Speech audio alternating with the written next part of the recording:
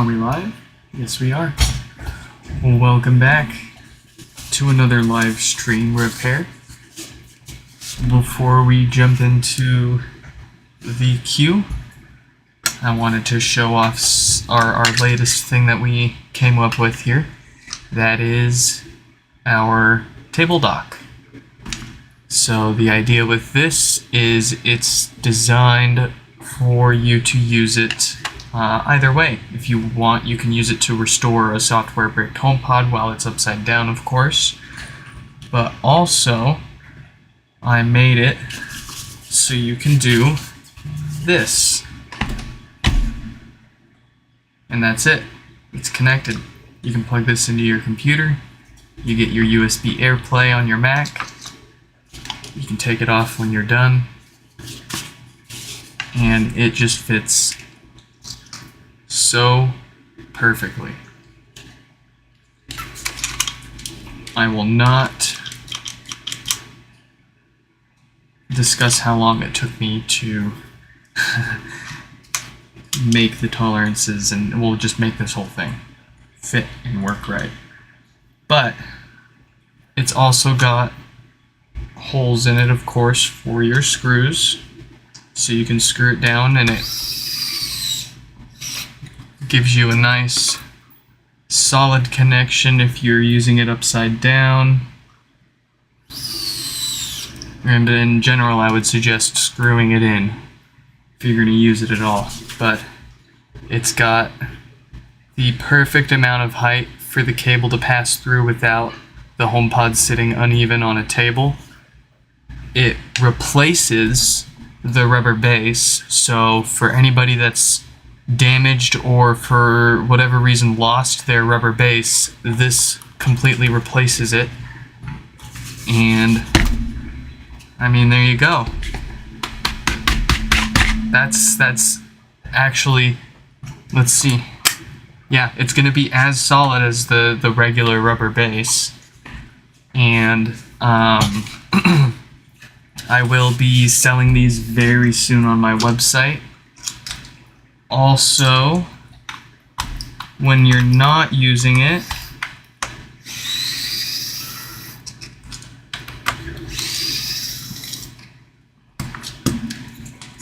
you can pop the cable out of the lip and wrap it up. Let me take this knot out of the cable. There we go. You can wrap it up.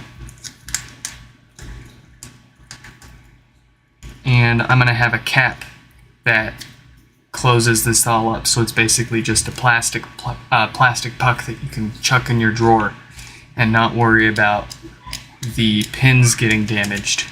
And of course we'll have normal USB and USB UART, but I think this is an absolutely fantastic design to settle on for these first-gen HomePods, because it pretty much gives us everything that we can possibly do with these. So I'm just going to do this one more time just because it's extremely satisfying. Just like that. Fits perfectly. And this is the plastic right here that you see. I've taken it off of a HomePod so you can see exactly how it fits. And we've got these tabs around the outside that help guide it into the outside there. We've expanded the pin box so that there's absolutely no movement once this thing is actually docked. It's not going anywhere. And when you get your hands on one, you'll feel what I'm talking about. I am just absolutely shocked that this fits as well as it does out of a 3D printed object from my Ender 3. It's cool. It's really cool. And another big bonus for these, as opposed to the original design of the adapter, with the original design you had to basically hot glue where the wire solders to the pogo pins. So, I mean, I know it's not exactly something that you're gonna want to spend your time cutting apart and repairing if something breaks, but that said, this is significantly easier to fix yourself, believe it or not, if you came across the need in the future, or if you got a normal USB one and you decide in the future you want to add the extra UART pins yourself. You are perfectly capable of, you know what I'm trying to say. You just pop the little bit of hot glue out right there, and you can unsolder the USB cable from the pins and replace it with whatever cable you want. Oh, that is just... We'll do it one more time here. I'll do it upside down. See, and it won't go in unless you've got it lined just the right way. And it's got just enough spring in those pogo pins to make a good contact without pushing too much into the pins and causing actual damage that I've noticed with some of the pointier pogo pins. But anyways, that's it. Anytime I take a base off of one of my HomePods, I'm going to be replacing it with one of these now. So, we've talked enough about that, or at least we've shown off enough about that. I'll also be coming out with a new version of the plain adapter soon. It's just the adapter, and it'll be a little easier to stick in and stay in. Not a game changer, but this I am very proud of. Alright, it is time to fix some stuff.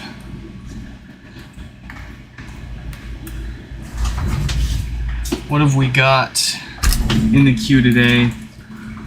1, 2, 3, 4, 5, 6 HomePods and an LG 5K mainboard. Oh boy.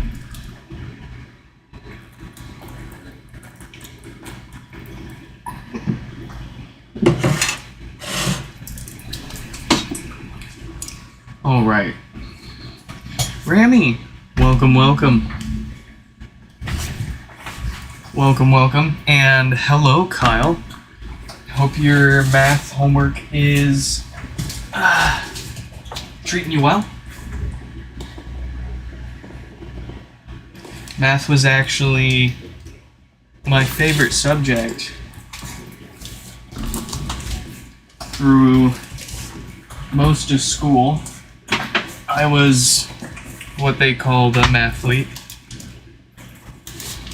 Participated in all sorts of, like, after hours competitions, and that was always fun, getting to go around this state.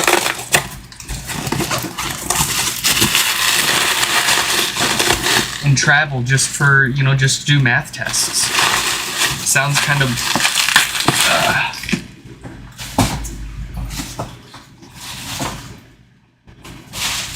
might sound kind of boring to some, but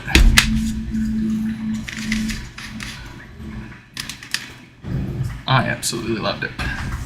I think I still have my shirt from it.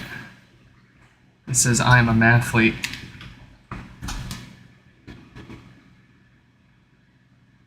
Where's my mouse? Okay, so the first one that we've got here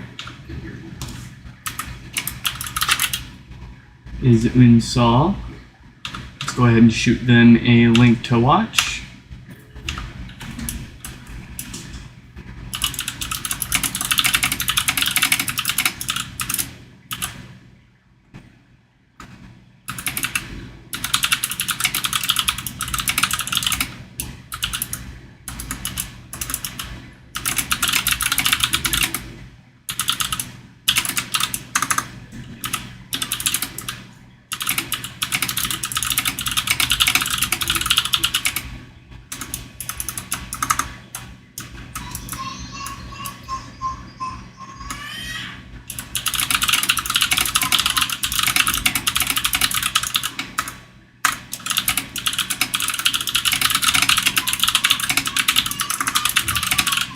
There we go. Okay, so we've got install with no power. Let's give that a quick check. Yes, indeed. No lights, no response. We've got 5-ish watts getting pulled from the wall. So what that tells us, I say it a lot, but I don't really go over it much these days. What the power draw means basically is if we see a couple of watts getting pulled from the wall, that means that something's pulling power on the inside of this. And there's just something preventing the display from, ultimately seeing and doing what it needs to do to give us some kind of response. So it's going to pull a couple of watts from the wall. If we saw 0 watts of power draw from the wall, that would obviously be something more like a blown fuse. A blown fuse is going to be a completely open circuit, and it's not going to allow any power to flow through at all. So without even taking this apart and looking at the power draw, we can take a reasonable guess as to what's actually wrong. And these days, at least 9 out of 10 no power HomePods that we have on here are a couple of watts of power draw, and we get it apart and it's the same diode that's died. So we're going to do the same to this one. We'll get it apart.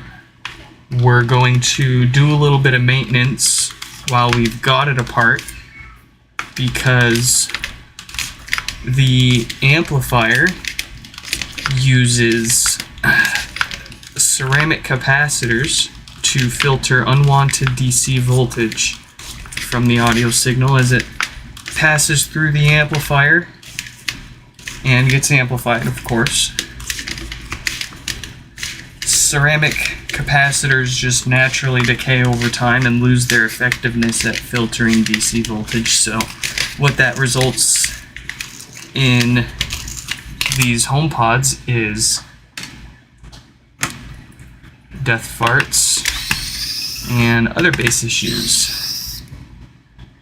Basically, a bunch of unwanted DC voltage gets amplified and can overheat the speaker. Let me grab one, show you an example. So this is your subwoofer, right? This is how it looks whether it's on or off, if it's not playing anything. What happens is with an AC audio signal, it's going to move the speaker in and out and return it to the middle. With a DC signal, it's going to move the speaker one direction and it's going to stay there. That's it.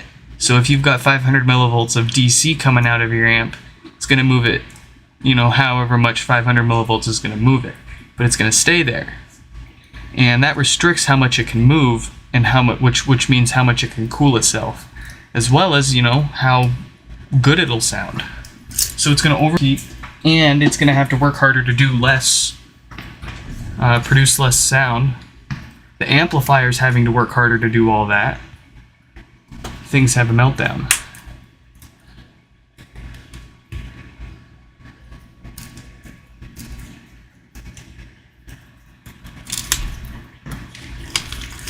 So that's the second most common issue that we have show up here for repair.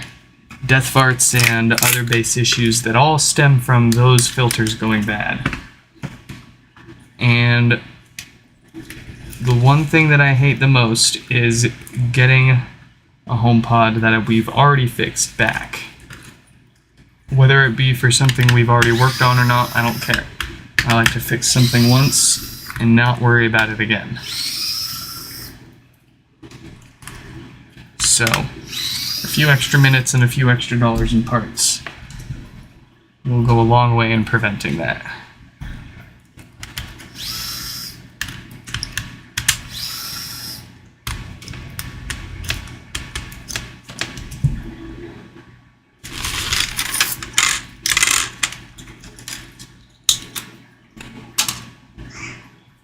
What's the model of your screwdriver? Oh, this is the ES15 by Miniware. I can't necessarily recommend it based on the history of them that I've had. The first one I got was gifted to me. Actually, the first two that were gifted to me by a previous customer. Hope they're doing alright. Jim, I think it was. Well, doesn't matter too much to you guys. There's a lot of gyms out there. But anyways. First two that were gifted to me. This is actually the first one. And the very first one worked wonderfully. Tackled any screw I could throw at it. King. So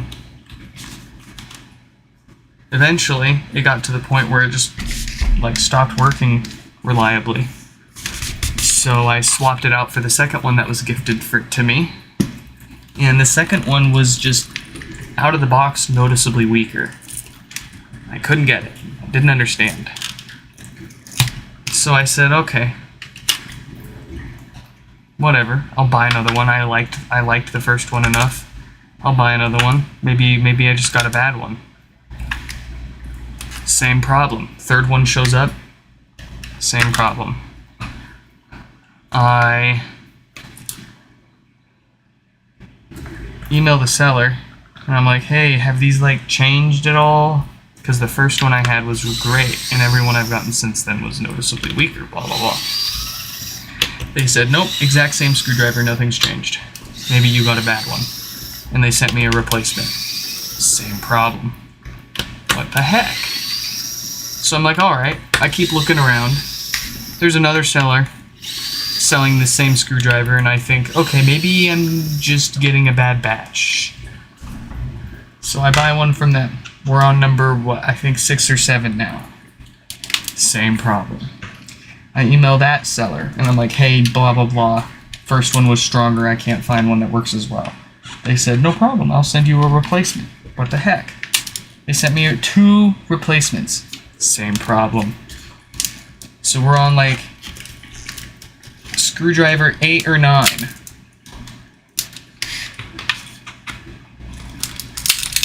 And I say, okay, I'll email the manufacturer directly. What does the manufacturer do? They send me 2. Both have the same problem. I email them. I'm like, hey, I can return these to you guys, but they have the same problem. What's going on? And they didn't give me an answer. All they could say was, just keep them. Thank you. So I've got like 8 or 9 of these. Only one of them works as good as the first, and the only reason it's this one is because I took the motor out of the first one. It's the motor that was so darn good in my first one that apparently sucks in all the other ones. That's why I can't give a strong recommendation for them, but anybody that's willing to try, it's a very expensive screwdriver, but if you get one that works as well as mine does, it's absolutely worth it. I am not even kidding you.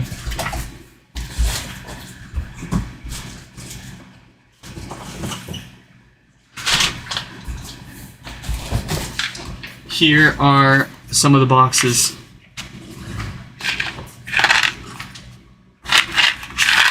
I kid you not. I would do a giveaway, but I don't want to give away something that can't fix, can't fix the feature of our channel. Who am I kidding? People probably wouldn't care. I'll probably give a couple away.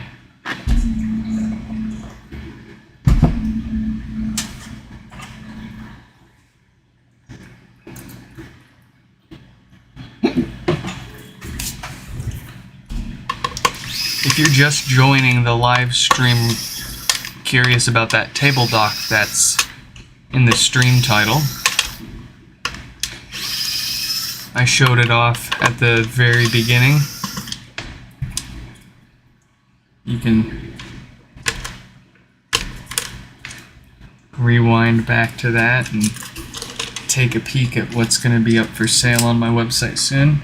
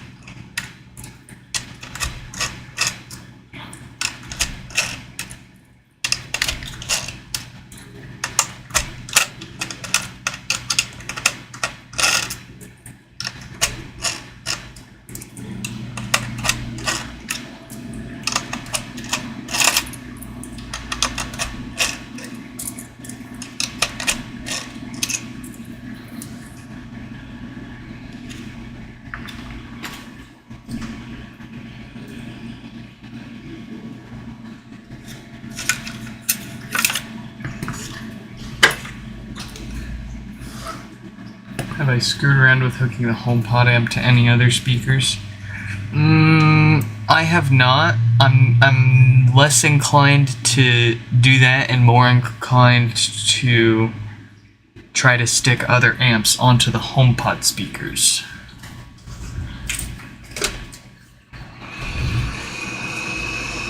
Just because, as good as the amp is, there's a lot on there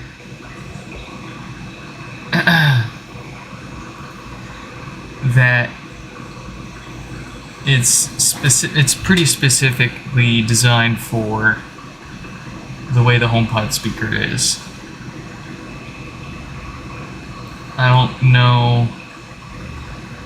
I mean, now you got me curious.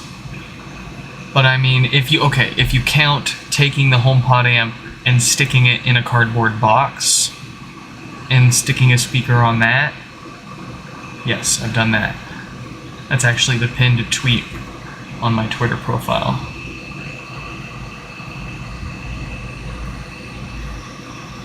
But that was still all HomePod guts on the inside. It was just attached to a cardboard box.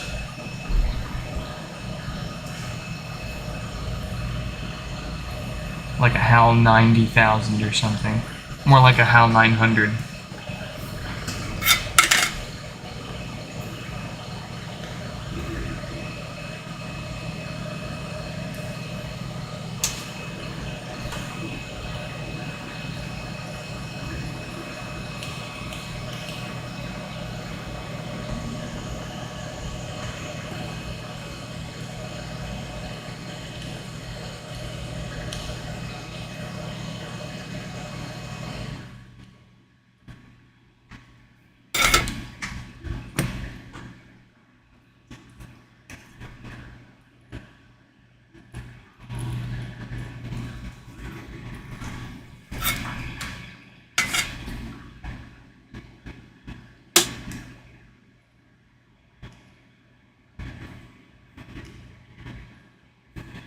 Tricky.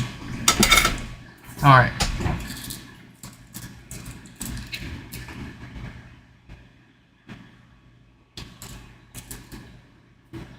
Well, I'm excited to try to fix this LG Ultrafine 5K main board. It's been a minute since I've taken one of those.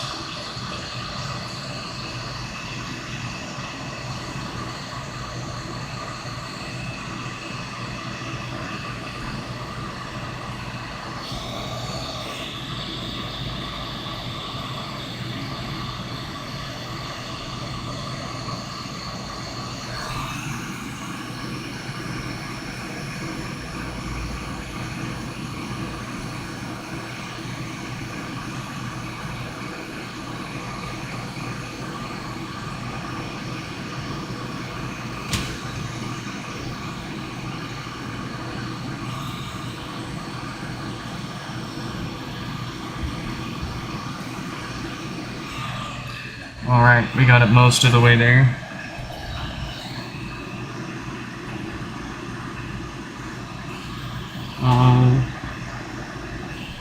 Never mind.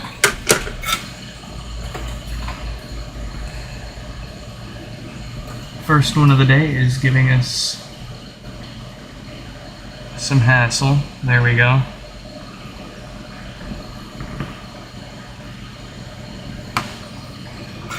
Seconds from disaster. Saved though.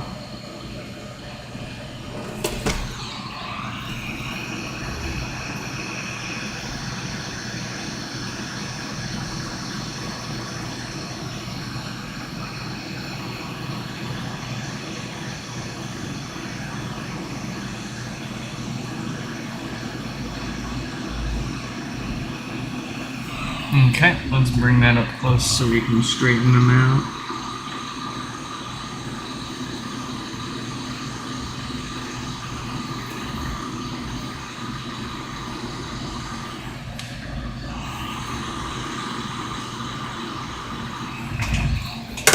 Very nice.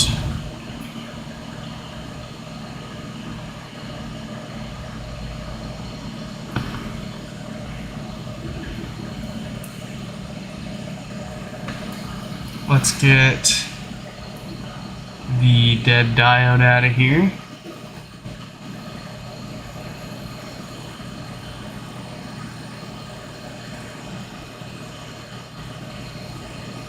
Oh geez, we're almost 30 minutes into it already. We gotta pick up the pace.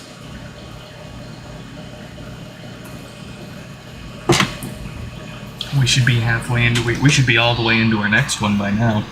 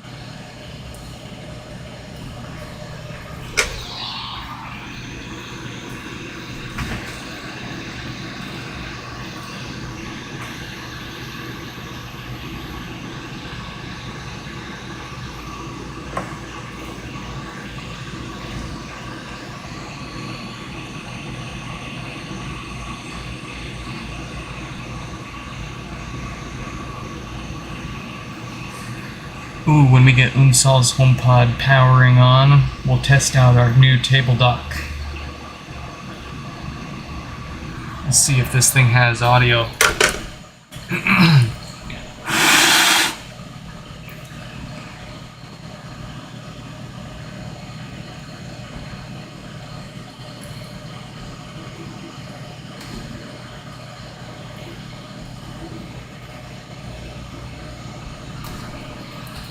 Alright. Not the prettiest, but not going anywhere. Just like me.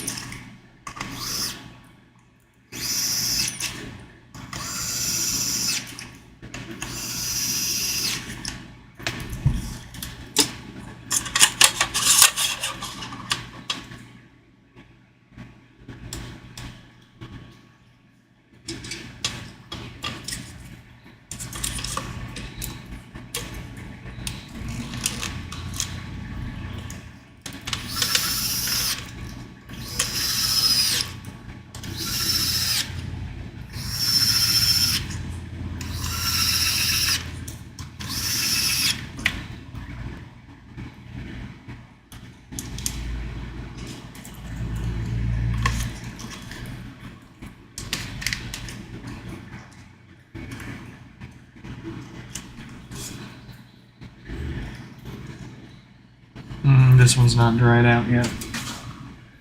By that, I mean sometimes the rubbing alcohol that we use to soften up the glue that holds the speaker basket down gets soaked up into the gasket, and it makes it kind of puffy. So I've got a stack of extras in good shape.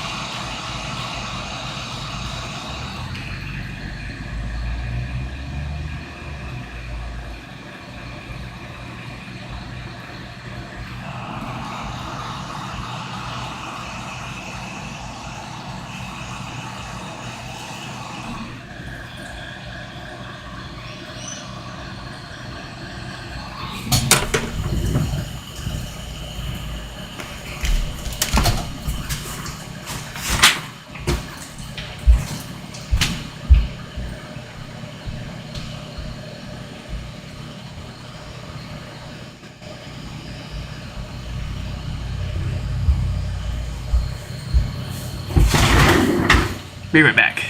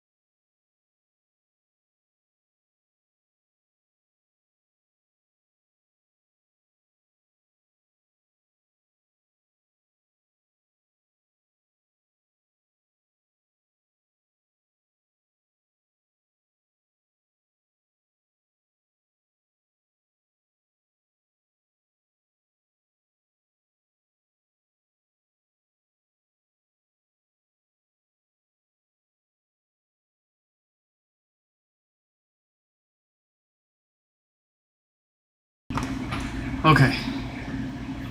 Sorry about that. Cat had an accident right in front of my room, of course.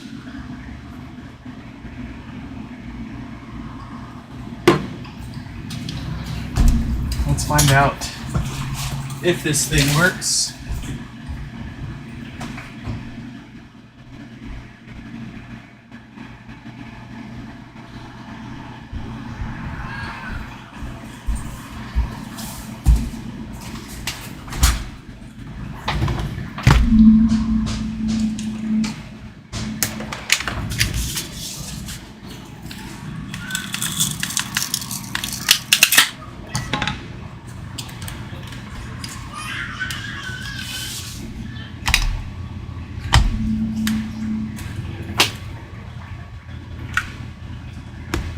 We've got power.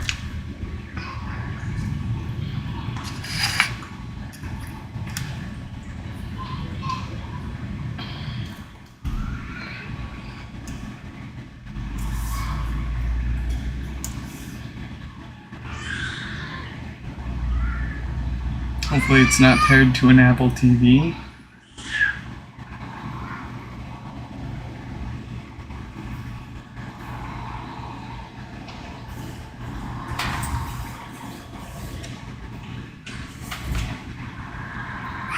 There it is. I see it.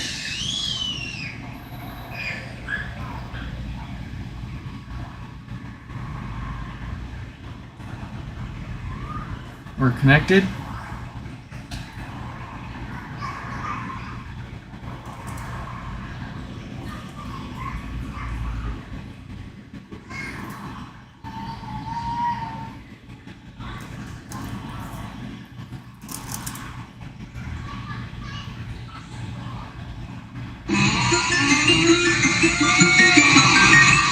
It works.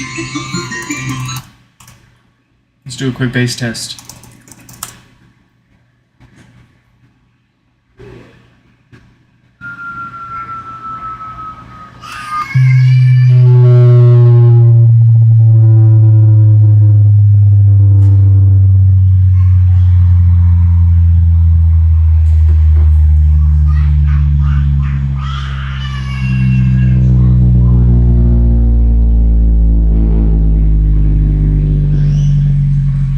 I bet you no one else that fixes HomePods can do this.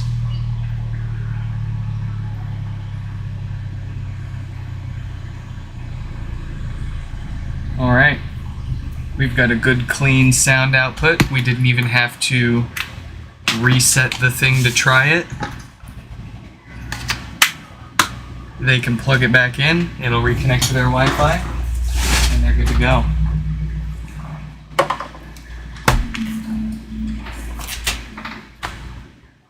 Let's move on to the next one.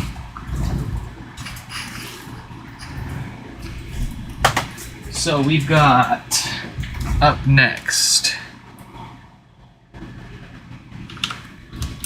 Craig. After Craig, it's gonna be Ezra. We'll take a break from the HomePod repairs and look at that 5K LG Ultrafine board.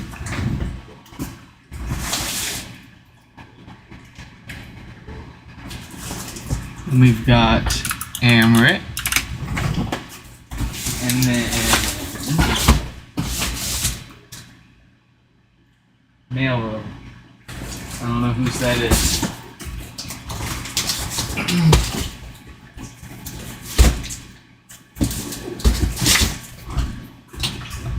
Henry and Joy. Very nice. Okay, so let's pull up Craig's email and shoot them a link. Here we go, Craig. Constant popping and no bass.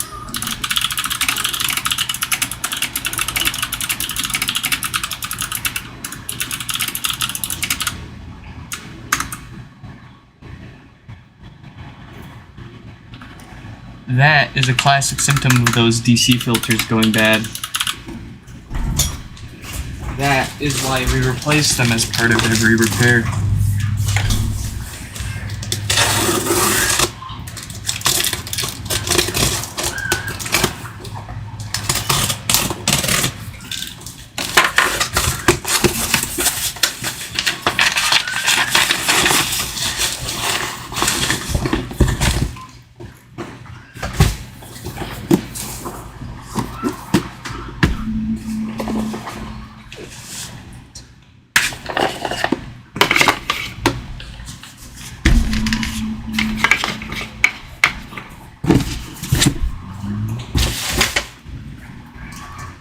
Alright, let's see what this one's got for us.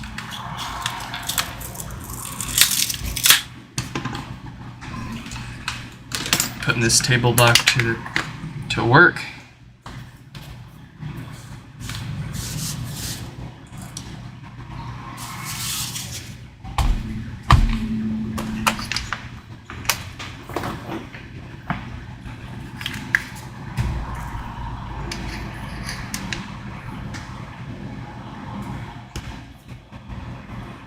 Let's see what we've got.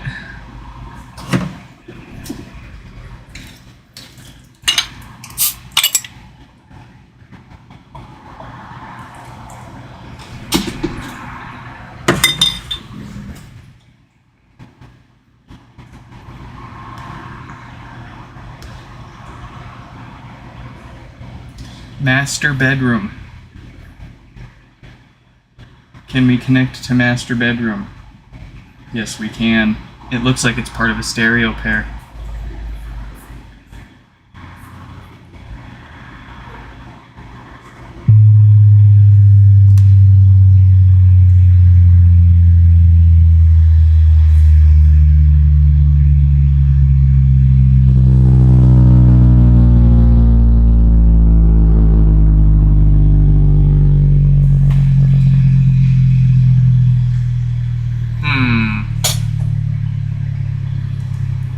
That sounds alright. Sounds alright to me. Ooh, but that does have a pretty significant pop.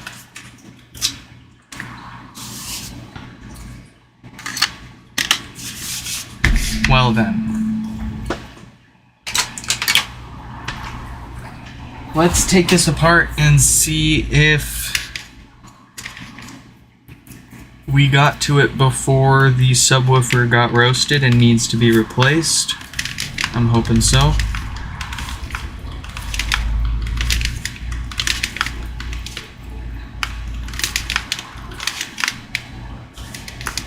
Thought that was a crack on there, but that's just some hair.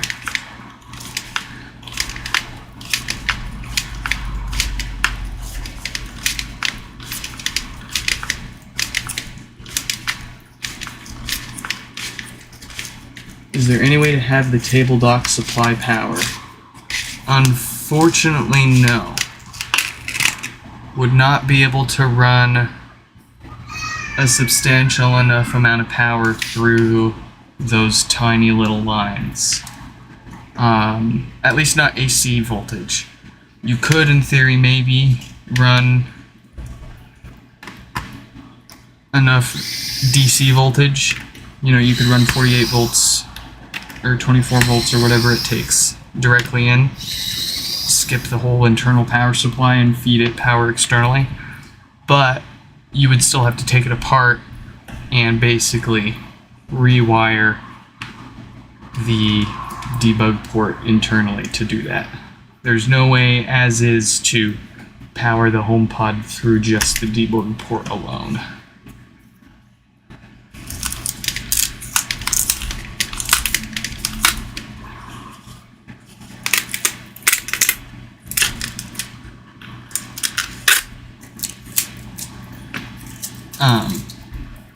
But a hardcore hardware modification would be to take it apart, take the power supply out, feed 24 or 48 volts, whatever it is, directly into it. DC. From like a power bank. That can do it.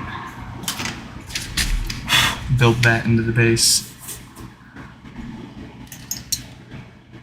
But unfortunately, all of the lines, all of the pads on the debug port on the HomePod are accounted for.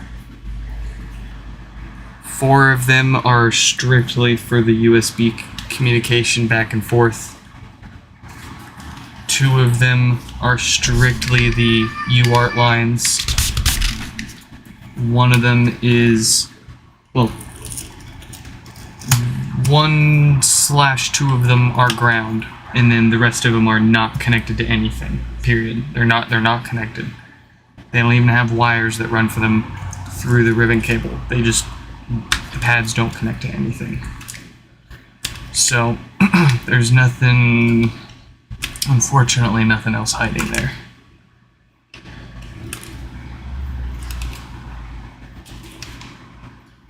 Yeah, it'd be pretty cool, wouldn't it?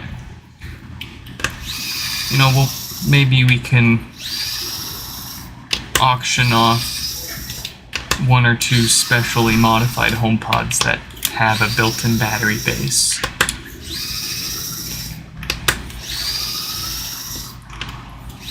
Craig, welcome, welcome. You're just in time.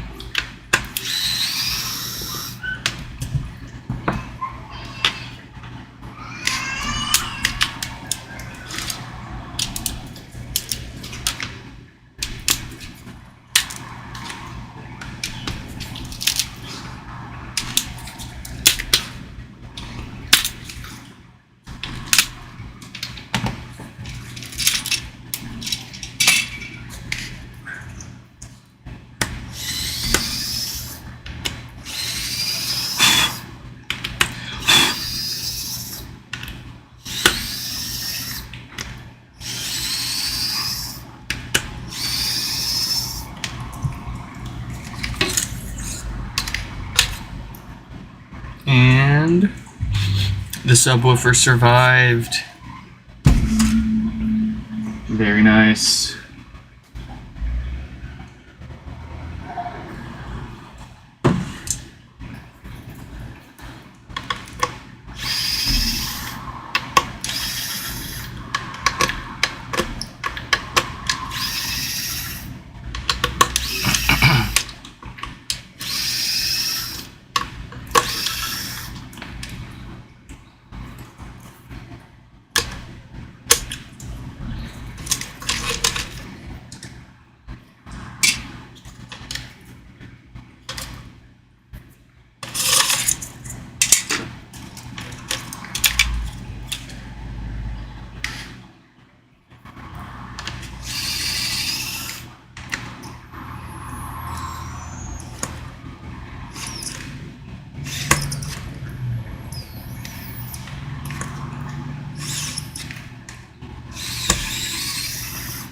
Almost had another broken screw situation there. Oof. Don't want to deal with that tonight. I probably jinxed myself though.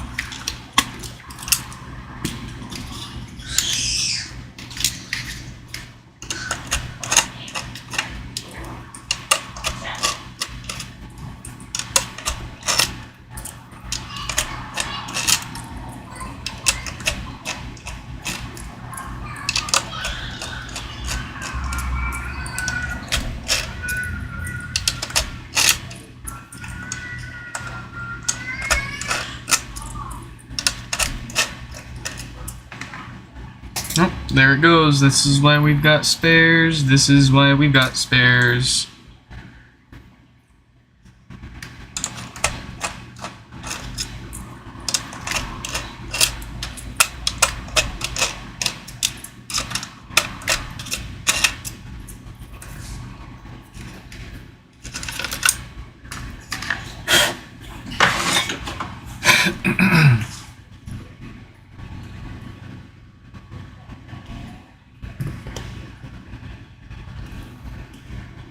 Alright, first up, the fart filters.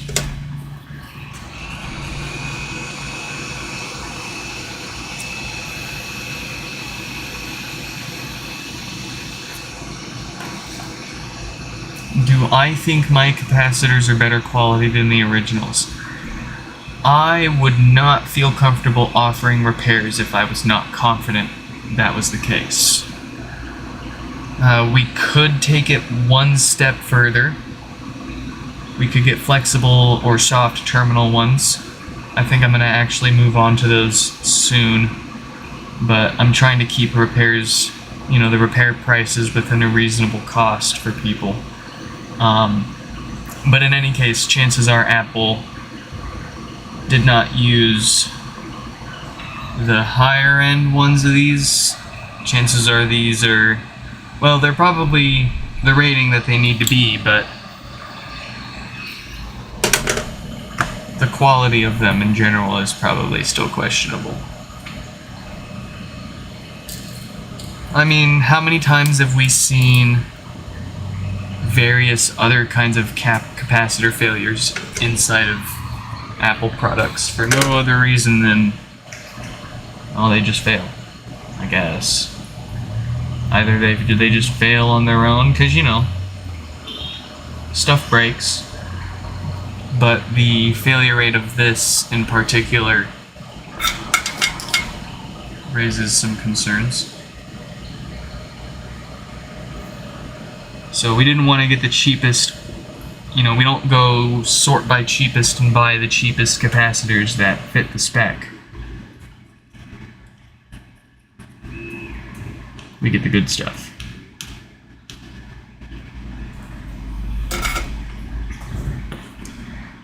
I stick with TDK, Samsung, big names, recognizable names.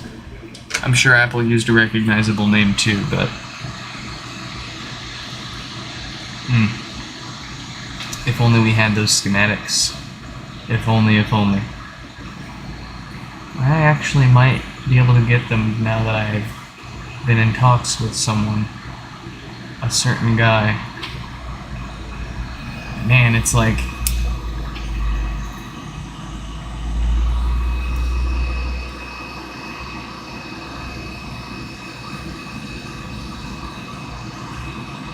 what harm would it be in really releasing these schematics?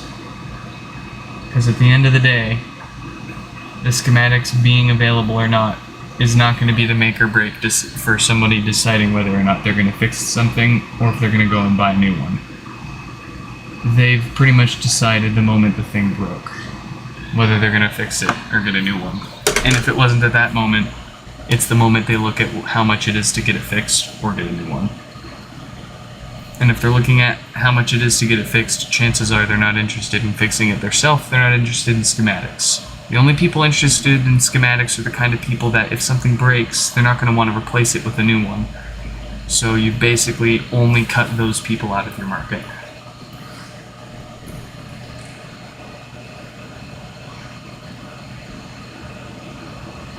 And like, ooh, people are gonna rip our stuff off, and it's like, A, people already do, and B, you can already send stuff to get, oh, that's a 42K dated diode. We need not worry about that.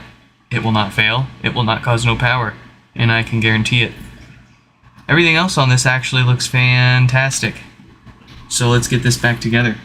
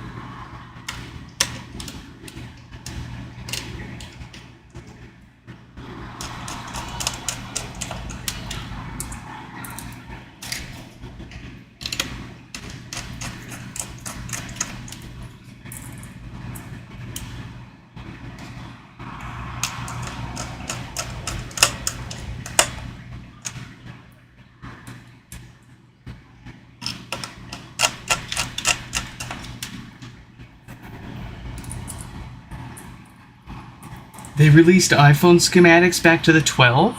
This is news to me. I did not know this. That is incredible.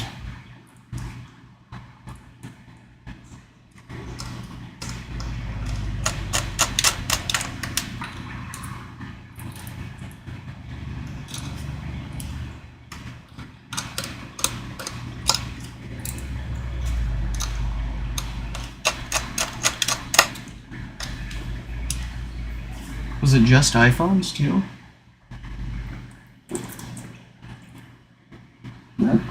Excuse me. That's another thing, is like the iPhone's the one that gets all the attention because it's the most popular product, but a lot of the cool, good changes that we see coming to their mainstream products, we don't see necessarily trickle down all the time to their lesser popular products, like AirPods or HomePods. If the HomePod was as popular, if the HomePod had as big of a user base as iPhones did, chances are they would have gone to court over a number of their issues. I don't know. That's my speculation.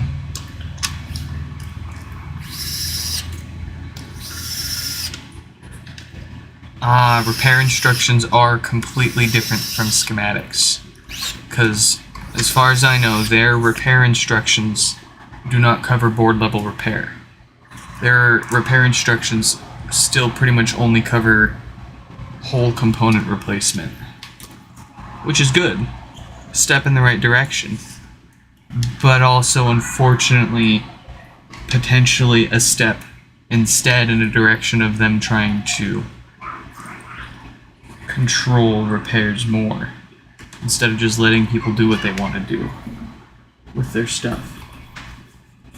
I can see both sides of the argument. You want to protect your brand, reputation. You don't want someone Frankensteining something and then getting a bad experience from that and thinking it's Apple's fault. I get it.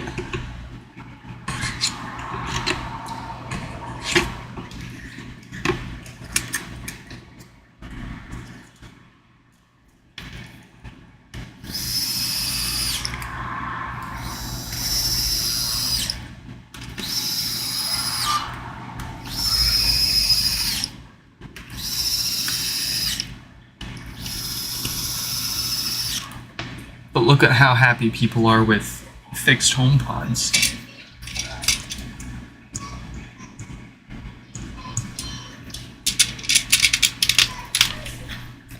People are way more happy when they get something back fixed than when they have to pay to replace it entirely.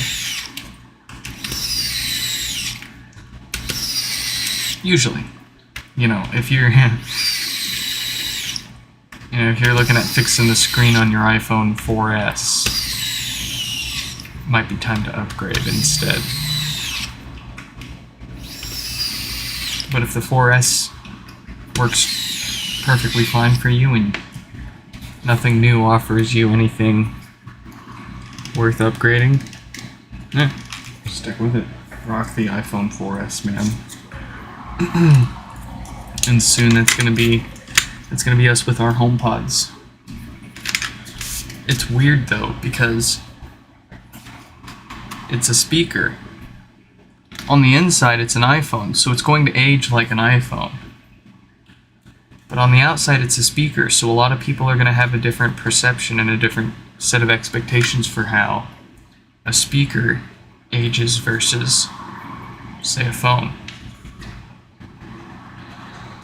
Most people only expect to keep their phone for a year or two, maybe 3. Most people also, when they buy a speaker that's more than $200 or $300, expect to keep it for more than a year or 2 or 3. I would think.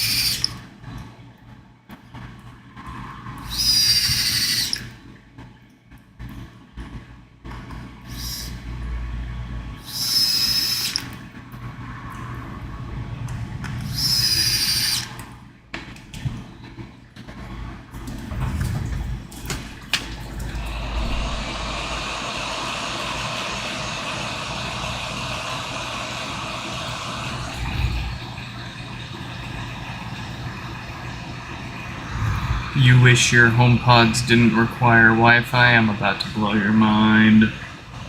Oh, it's likely lagging. You already know about the dock.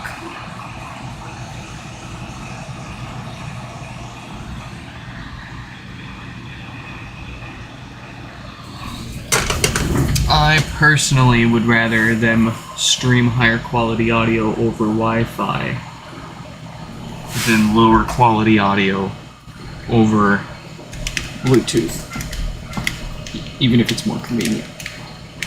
And that's probably the reason why Apple made them the way that they are without Bluetooth. Kind of falls in line with Apple being super controlling about how their customers experience their products, but the main reason I feel like Apple did not make these Bluetooth capable was because they don't want people Bluetooth audioing to them and it sounding like crap. And then them, taking it back or talking crap about it because of Bluetooth. At the time these were released, Bluetooth audio, really good Bluetooth audio was still kind of at its best.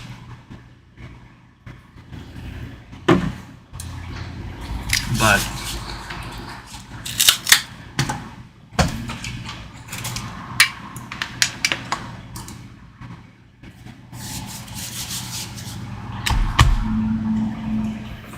let's test it out.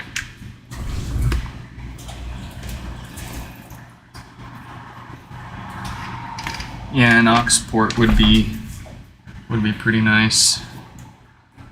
An aux port would have made sense. That's one thing I can't think of much of an answer for.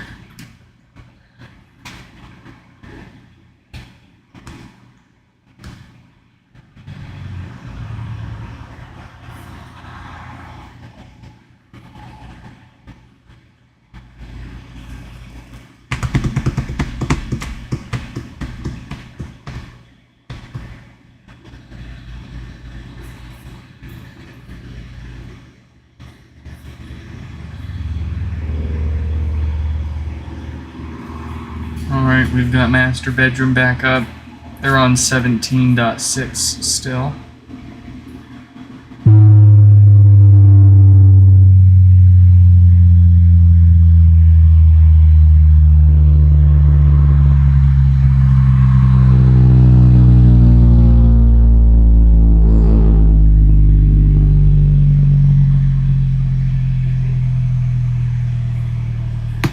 Alright.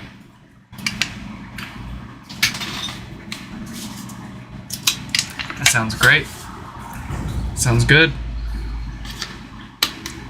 We'll of course let this test overnight to make sure it don't got no problems still.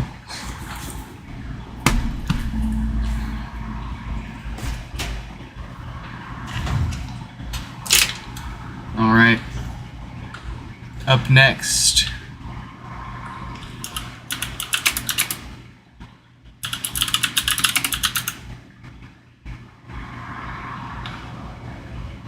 we've got Ezra's LG Ultrafine 5K main board. That needs a new USB-C port.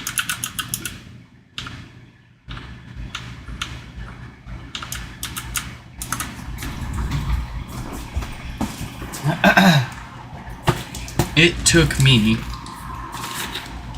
more than a year to find the stupid part number for this. Here you go. You can have it. You can have it. I don't know why, for whatever reason, question mark. Anybody that finds a replacement port and sells them refuses to give you the part number of the actual port. If you go to AutoZone or O'Reilly's and or heck, if you go to Rock Auto, I should say, and you try to buy a part for your car, it's going to give you the manufacturer part number. And you can take that part number and shop around and find the best price. I don't appreciate when people find things and then scalp and or resell them without, at least sharing the information on where they got it, and or giving people alternatives. Like, what if somebody's searching for a port and the only thing they can find is your listing, and then they can't buy it from you because you can't ship it to where they're at, and they can't find a replacement because you don't list the part number. You give some BS proprietary part number for your own inventory. Folks, we can do better. It shouldn't matter if it hurts your business. The bottom line should be making things more repairable and more sustainable for everybody. And if that's your priority, then everything else will fall into place and come at you. Like I was saying earlier, Apple releasing schematics won't impact their bottom line at the end of the day, because the people that wanted the schematics that didn't get them are the ones that were impacted. It's not like they're going to lose any customers because they released the schematics and then the customer's thing broke and they're like, oh, well, not because I have the schematics, I'm not going to buy a new one. No. Once it breaks, they've already decided if they're pretty much going to fix it or not. So, there's the problem. A severely split USB-C port.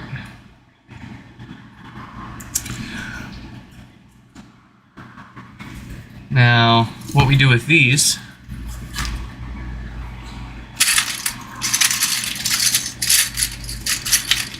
is we grab ourselves a heat shield from a HomePod logic board, funny enough. We use that to protect this little fan connector here.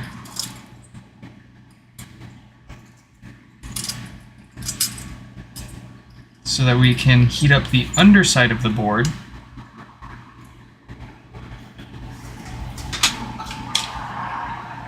that way we don't melt the connector, or the connectors trying to replace them.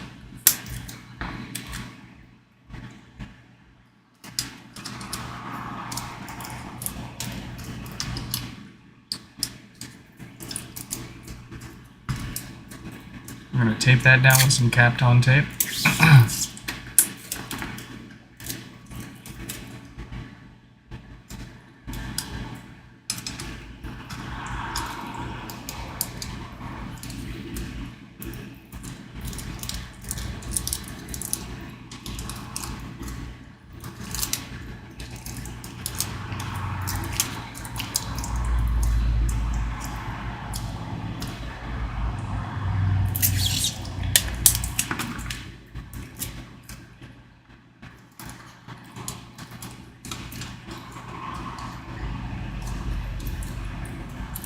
Alright, so this is protected. This is the port we're going for. What we're going to do is we're going to heat up underneath the board and get that port off. I kind of have to do this over here since I use that to hold it down. I need to get a proper tool for this, like a board holder or something.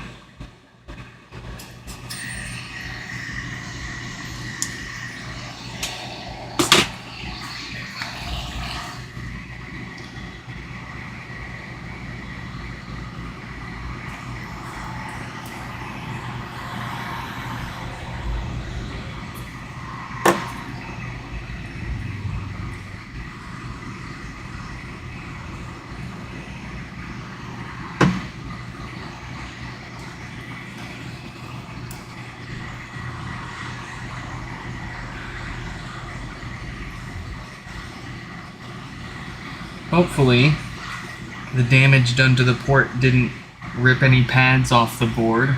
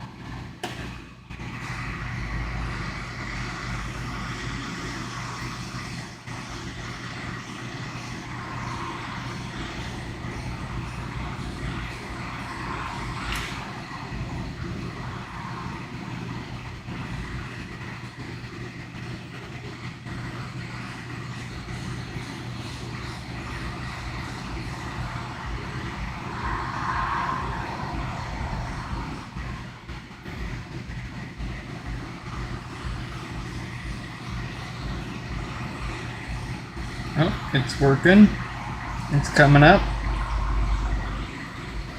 It's wiggling. We want to be careful. We don't want to just rip it off as soon as we start seeing it wiggle. We want to make sure it's real loose.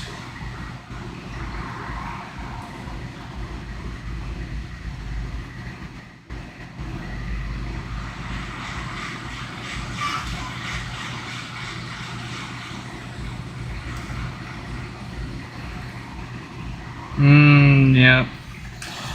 That's what I thought. It did pull a few pads up. I was afraid of that. Unfortunately, that tends to be a problem with these ultrafine boards. When the USB-C port gets damaged, usually it rips pads off the board with it.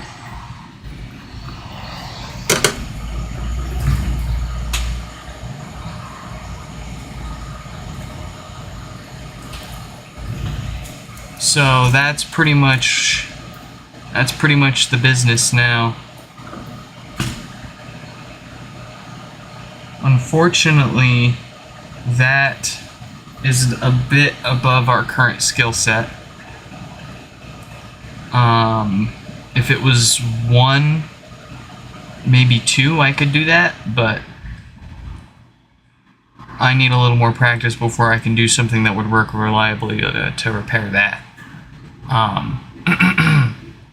But I mean, it makes sense. That side of the port was lifting up off the board a little bit, and usually that's, if the port is split open like this, and or the port is sitting at an angle on the board, chances are it's ripped pads off the board in the process. At the very least, I'm not going to charge them anything for getting this far. We'll go ahead and send it back to them. Hopefully they can find somebody else that can repair those pads for a reasonable price for them.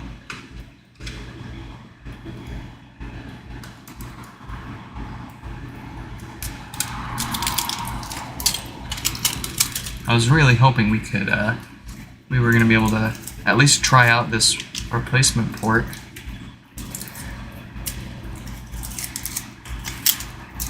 Not today. We'll see. Maybe we can get our hands on some broken LG 5K boards and practice running replacement traces here. That way, when we run into this kind of thing in the future, it's not a dead stop. We can fix it, like that Northridge Fix guy. Well, folks, that is about all that I've got the energy for here today. We had a bit of a late start, and it took us a little longer to work through the pods that we had.